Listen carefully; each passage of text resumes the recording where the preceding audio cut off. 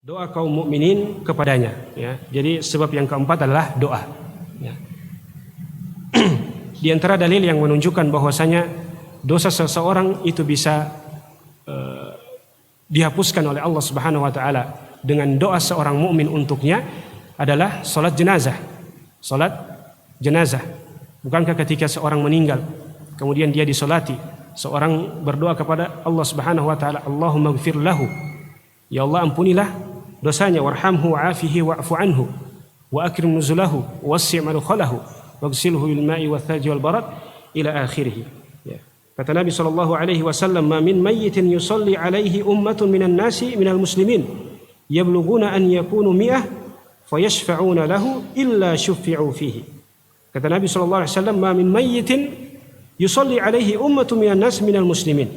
Tidaklah seorang yang meninggal kemudian ada sebagian kaum muslimin yang melakukan salat untuknya, yablughuna an yakunu mi'ah, jumlahnya sampai 100, illa syuffi'u fihi, kecuali itu menjadi sebab dia mendapatkan syafaat, pertolongan berupa dihapuskan dosa-dosanya. Bahkan di hadis lain disebutkan, ma min rajulin muslimin yamut, tidaklah seorang muslim yang meninggal, fayaqumu ala janazatihi 40 rajulan, kemudian ada 40 orang yang mensolatinya, la yusyrikuna billahi syai'a, dengan syarat orang yang melakukan salat ini adalah orang-orang yang tidak melakukan kesyirikan kepada Allah Subhanahu wa taala, bersih daripada kesyirikan, illa syafa'ahumullahu fihi, kecuali Allah Subhanahu wa taala akan memberikan syafaat kepada mereka, ya. Dan juga di antara dalil yang menunjukkan bahwasanya doa seorang mukmin kepada saudara mukmin lainnya itu bisa menjadi sebab dosanya dihapuskan adalah hadis yang diriwayatkan oleh Imam Muslim, ya. Idza matal insanu inqata'a anhu amaluhu illa min salas, apabila seorang meninggal maka terputuslah seluruh amalannya, illa min salas, kecuali yang 3. Shadaqatun jariyah, sedekah jariyah, wa ilmun yuntafa'u bihi, ilmu yang bermanfaat, wal waladus salih yad'u lahu, dan anak yang saleh yang berdoa untuknya, ya. Doa anak saleh, ya. Ulama mengatakan bahwasanya penyebutan anak saleh di sini bukan menafikan doa-doa selain anaknya. Bukan dipahami bahwasanya berarti kalau bukan doa anaknya berarti tidak bermanfaat untuk si mayit. Tidak, ya. Doa-doa selain anaknya pun bermanfaat untuk si mayit.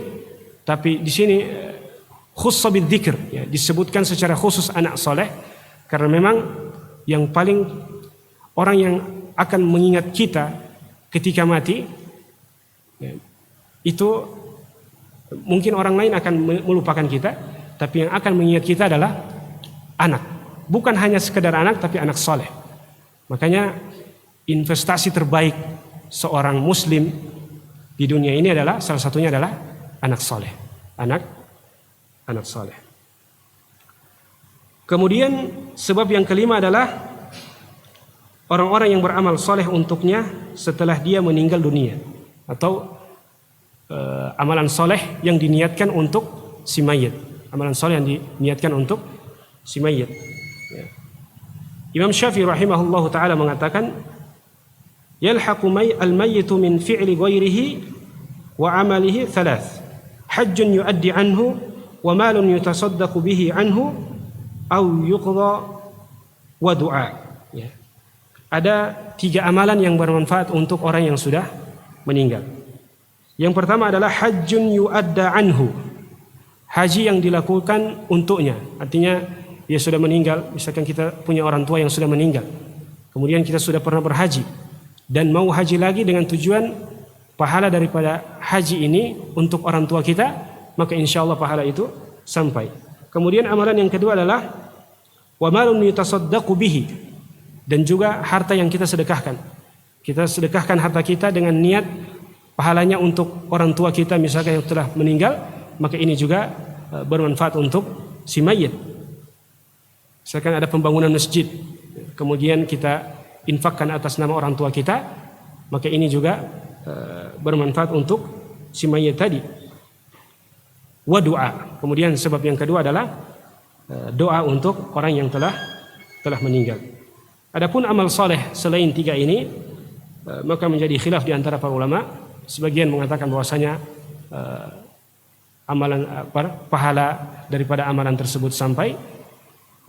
Sebagian mengatakan bahwasanya pahala dari amalan tersebut tidak sampai. Dan khilaf yang paling masyhur adalah masalah thawabul qiraah, ya. Apakah pahala daripada bacaan Quran yang kita niatkan untuk yang telah meninggal itu sampai atau tidak?